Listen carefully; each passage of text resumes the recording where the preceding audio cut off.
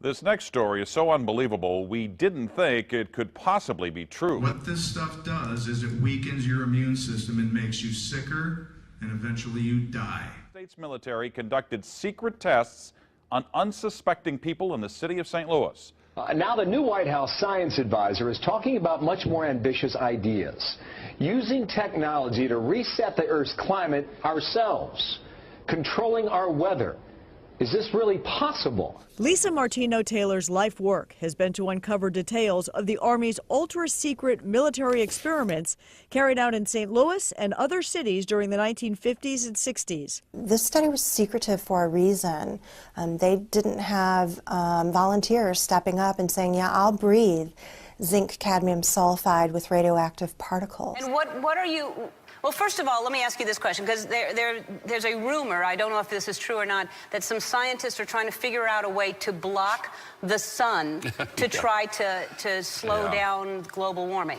Yeah, it's a measure of the feeling of desperation that some of them feel. Are they really thinking they could do that? Well, some of them are seriously proposing, and I think it's completely nuts. Yeah. You know, you put another kind of pollution, sulfur dioxide, up to orbit cover the atmosphere. The sky won't be really blue in the way it is now anymore.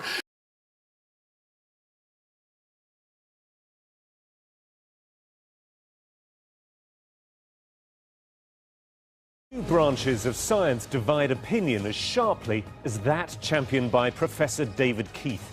He's one of the preeminent geoengineers striving to find new ways to combat global warming by altering the way the sea, the clouds and the atmosphere work. Really two very different things which have come under the same name but have very little relationship to each other. One is ways that we would alter the amount of sunlight the Earth absorbs and so cool the planet, partly offsetting the effects of carbon in the atmosphere, and that's called solar radiation management, or in some technocratic way, SRM. And the other one is to take carbon out of the atmosphere, so-called carbon dioxide removal. Obviously, I'm not an idiot. I can see that they're spraying something in the sky, and I know the difference between a contrail and a chemtrail. What do you think about them? I mean, you don't have to be a rocket scientist to look up every day and you see real clouds, real natural clouds, and then you see jetliners with legit contrails that disappear in 30 seconds. Like, there's nothing wrong with that. That's totally normal. Mm-hmm. And then this plane, it's not in a flight pattern, because I know where the airport's at. I know how the planes land and take off. I'm on a plane every other week. Been doing that for the last 15 years. All you need is a third grade education just to look up and go, wait a minute, what are these planes over here doing? They just keep going back and forth. And oh my God, look, those contrails are not like the legit ones. These spread out and cover the entire sky. They're covering the entire sky. They're going back and forth. So you don't even have to be able to talk to just realize something's going on. Mm-hmm. You know, it's obvious. And what they're doing, I don't know. You know, I mean, I don't know. It's an example of mass hypnosis. That's all. So I would do. I would just spray them with benign stuff, get them used to it. And then if we needed to, you know, shut them up or sedate them or whatever, then or put a virus, cancer virus or whatever if you got to that sinister point where the people were waking up and realizing that they had all the power, I'd say, you know what, let's start putting some whatever in those and then boom, no one would even see it.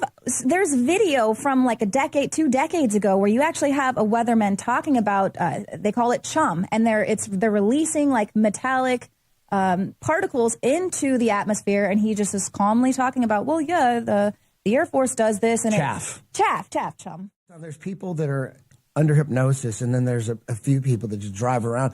I look at the sky and check the sky every morning. Like, you just get used to it. It's like a habit.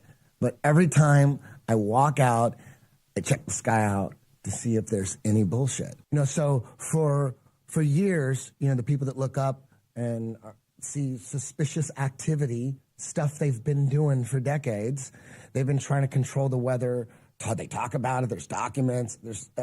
And you see, it probably has something to do with some weather experiments, or maybe it's not an experiment. Maybe they know at this point exactly what they're doing, and maybe they spray metallic particles for this reason or that reason. Some people think it's super sinister reasons, like, oh, they're trying to mind control, or they're poisoning you, you know. So skeptics will go, dude, you think the CIA is poisoning you?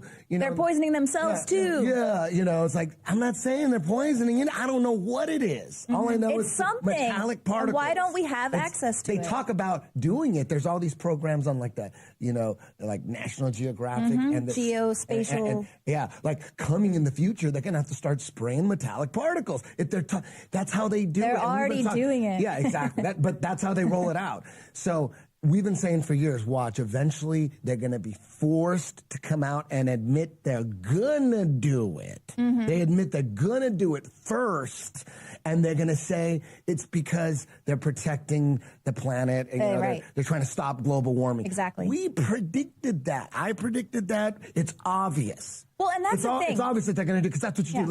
Let's say you got a job and you're living with your mom and your dad, and you got this, you know, you finally get a job, and your mom and dad are really, really happy. You got this job and you're working there for 6 months, and then finally you just quit. You hated it, but you didn't tell your parents. You quit, but you didn't tell them. You pretended like you were going to work. The best thing to do, if you're smart, is like tell them that you want to quit. And you complain about the job. Get them ready for it. Get them ready for it. Just something you hate it. You don't know what you're going to do. You want to quit, but you're going to stick it out. And then when you finally do quit, it's not a big surprise. But meanwhile, you quit. You've been doing the same. You did that a long time ago. That's the same thing with this. Eventually, it's natural. You don't have to be a genius to figure out that's what they're going to do. They always do it. Eventually, they're going to come out and admit that they're going to do it. They're looking into it. Finally, last June of 2016, John O'Brien, the head of the CIA, gets in front of the he gets up in front of the CFR and says, hey, been looking into stratospheric aerosol injections. Stratospheric aerosol injection. They keep changing. It was like solar radiation management. They keep changing names, so when they finally come out, it's not the name that they've been saying. Like all the conspiracy theories. Oh no, this isn't geoengineering, or actually, he does admit it's geoengineering. This isn't chemtrails. This is solar radiation management. Because that's what skeptics are saying. He goes, he's not admitting chemtrails. He's admitting stratospheric aerosol injection. That's how retarded people. Right. So, anyways, so here he is, John O'Brien. He comes on and he says, yeah, you know, we've been looking into these stratospheric aerosol injections. We're very interested in it. It's only going to cost $10 billion a year. The National Research Council estimates that a fully deployed SAI program would cost about $10 billion yearly. It's relatively inexpensive. It's only going to cost about $10 billion. That's what he said. And then he said, you know, but there's going to be some geopolitical problems. There's going to be some countries that are going to be against saving the world from global warming. They're going to because it's going to change their weather, and they're going to be, you know, some people are going to have favorable weather and some people are going to have shitty weather. I mean, we haven't been doing that to places like Africa and other countries all this time. That's what's going to happen. Yeah, no, So they go, we got to figure out how to get them on board, even though they're going to be stuck with the shitty weather, right? I'm sorry. But this is what he's saying. He's saying this. He's saying this. We've been saying it. So the crazy conspiracy the whole time with the whole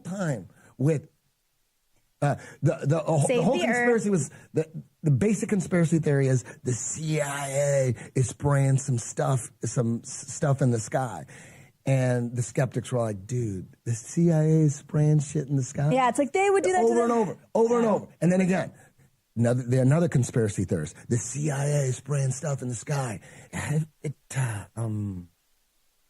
Man, I wish I was wrong, to tell you the truth. I wish politicians, I was wrong about them. I wish they were trustworthy. I wish I was wrong about chemtrails. I wish I was wrong about, because if conspiracy theorists are right, then we're in some hot water. In 2018, scientists will take bold steps to explore a technology that could reverse the effects of climate change. It's an engineering project that would literally touch every living thing on the planet.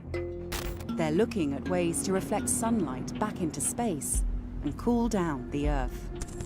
Geoengineering is the pioneering science that could well be on everyone's lips in 2018. The idea of geoengineering is the idea that humans purposefully influence the climate of the planet. Solar geoengineering specifically is the idea of introducing a substance into the stratosphere that will cool down the planet by reflecting back sunlight. If we turn down the sun a little bit, that brings the Earth's energy more into balance, and that could reduce some of the risks like extreme storms or extreme temperatures. Exactly. Okay, so what do we do? So the other thing is horrifying. It is that you could actually spray sulfuric acid into the stratosphere 20 kilometers over our head and use that to stop the planet warming up in a ugly tech fix. You could spray something into the atmosphere to change.